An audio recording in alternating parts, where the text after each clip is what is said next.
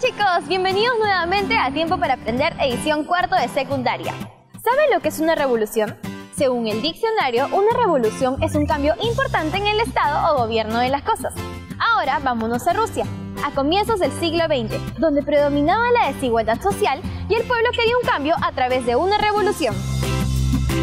Rusia está ubicada en esta zona y es el país más grande del mundo, además de ser transcontinental, o sea que se extiende en más de un continente, Europa y Asia. Desde el siglo XVI ha sido gobernada por el zar, que era algo así como el rey. El gobierno del entonces Imperio Ruso era una autocracia. Un momento, ¿qué es eso? O sea, que la autoridad recae sobre una sola persona, que es la ley suprema del Estado, capaz de hacer lo que quiere sin que nadie le diga absolutamente nada. Ahora nos vamos hasta inicios del siglo XX.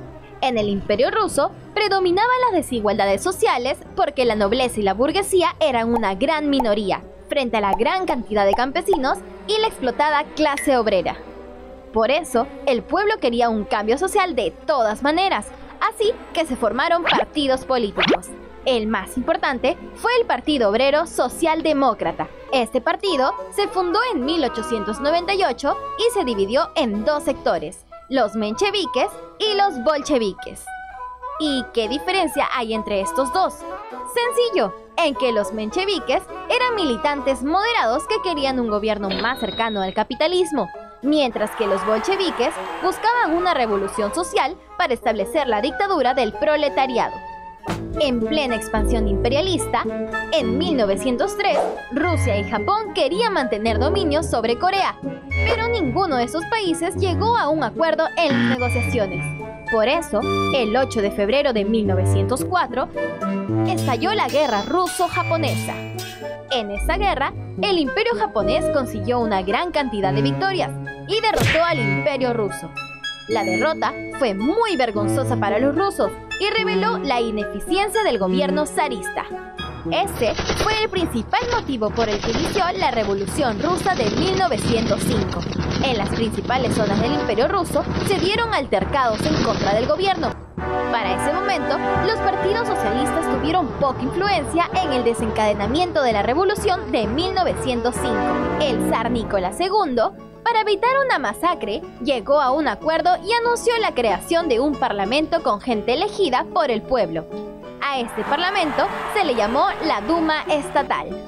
Sin embargo, en la práctica, el zar seguía manteniendo un gobierno absoluto y la Duma casi no servía de nada. Todo esto aumentó la impaciencia del pueblo. Sí, por eso los sectores populares se organizarían en consejos locales de trabajadores, con el nombre de Soviet. Hay muchas películas sobre la Revolución Rusa, como por ejemplo tenemos al Dr. Zhivago y esta otra llamada Octubre, que fueron firmadas por los mismos rusos en el año 1928. En cambio, la película animada Anastasia no es muy fiel a los hechos históricos, pero nos presenta a este personaje, llamado Rasputín, que en la vida real fue consejero del zar Nicolás II. ¡Ay, qué miedo esa mirada! Entre 1905 y 1914, la estabilidad política permitió el crecimiento de la economía rusa y su industrialización. ¡Qué chévere! Lo malo es que el 28 de julio de 1914 se inició la Primera Guerra Mundial. Sí, y Rusia formó parte de la Triple Entente junto con Gran Bretaña y Francia. Para esta guerra se movilizó la increíble cantidad de 12 millones de rusos. Bastantes, pero todos pobremente equipados y con poca comida, lo que produjo constantes fracasos militares. Con el reclutamiento de tantos soldados, se abandonaron las tierras para la agricultura y había menos manos de obra en las fábricas. Todo esto empeoró la crisis económica y social. El Parlamento ruso, o sea la Duma, advirtió al zar Nicolás II sobre la pobre estabilidad del imperio y del régimen, aconsejándole formar un nuevo gobierno constitucional. Pero el zar no hizo caso.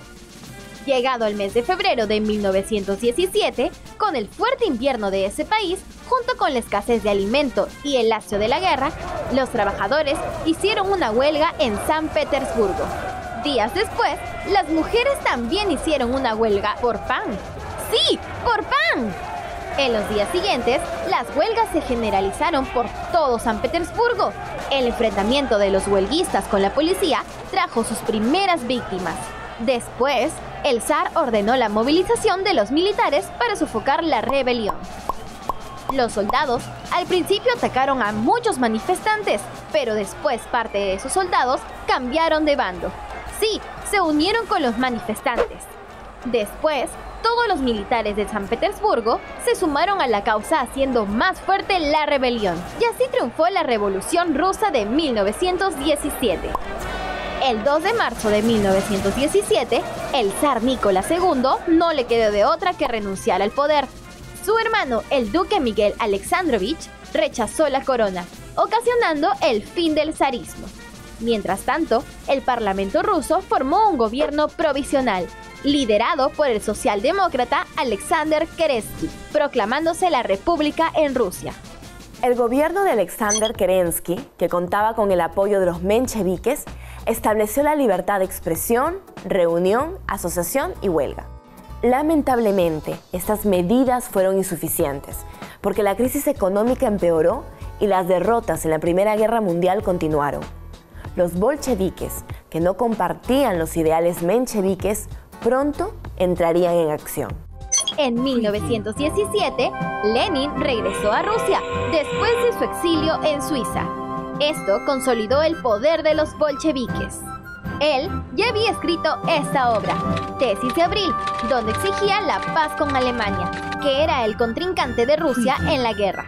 También exigió el control obrero de las fábricas, la adjudicación de las tierras a los campesinos. Entre el 24 y 25 de octubre de 1917 se dio otra revolución. Sí, otra más, llamada Revolución de Octubre. Es que el gobierno provisional no quería que Rusia se saliera de la Primera Guerra Mundial. Por eso los bolcheviques estaban recontrasados. Así que se disolvió el gobierno provisional y toditito el poder quedó en manos del Soviet de Comisarios del Pueblo, bajo la presidencia de Vladimir Lenin. El gobierno bolchevique, que después cambiaría su nombre a Partido Comunista, decretó el reparto de las tierras entre los campesinos y el retiro definitivo de Rusia de la Primera Guerra Mundial a través del Tratado de Brest-Litov. Diversos grupos de nobles, oficiales zaristas y defensores del régimen de Kerensky iniciaron una contrarrevolución. Esta fuerza contrarrevolucionaria se llamó el Ejército Blanco y recibió el apoyo económico de Francia, Gran Bretaña, Japón y Estados Unidos. Pero los bolcheviques no se quedaron atrás y formaron el Ejército Rojo. Y esto no termina aquí. El 17 de julio de 1918, por orden del gobierno, el zar Nicolás II y su familia fueron fusilados. La guerra interna en Rusia continuaría hasta 1921 con el triunfo de los bolcheviques.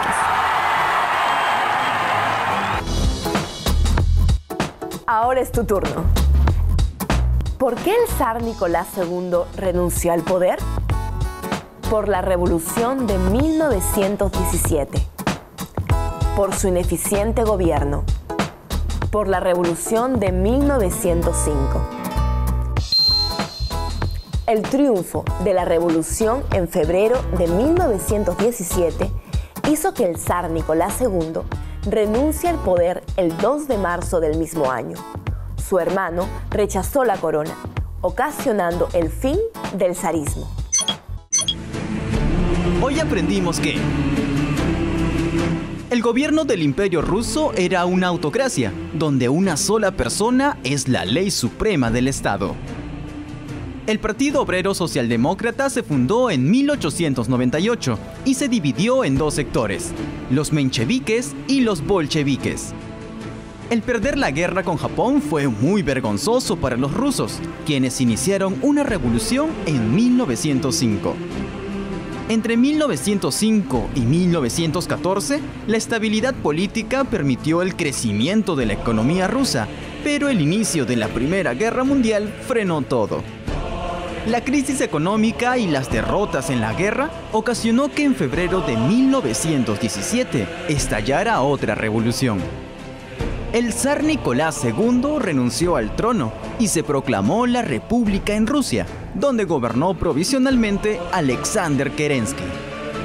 Entre el 24 y 25 de octubre de 1917, los bolcheviques hicieron otra revolución, disolvieron el gobierno y pusieron en la presidencia a Vladimir Lenin.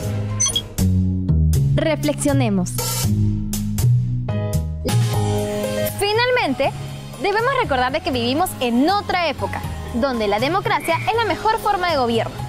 Y aunque esta no sea perfecta, es la mejor manera de que un ciudadano pueda dar su opinión para un cambio positivo. ¿Sabías que? Esta mujer, llamada Anna Anderson, afirmaba ser Anastasia, la hija más joven del zar Nicolás II. Decía haber sobrevivido a la ejecución de la familia imperial rusa en 1918. Sin embargo, en 1991, gracias a una prueba de ADN, se confirmó que nunca se trató de Anastasia. Anna Anderson murió en 1984. Ahora ya lo sabes.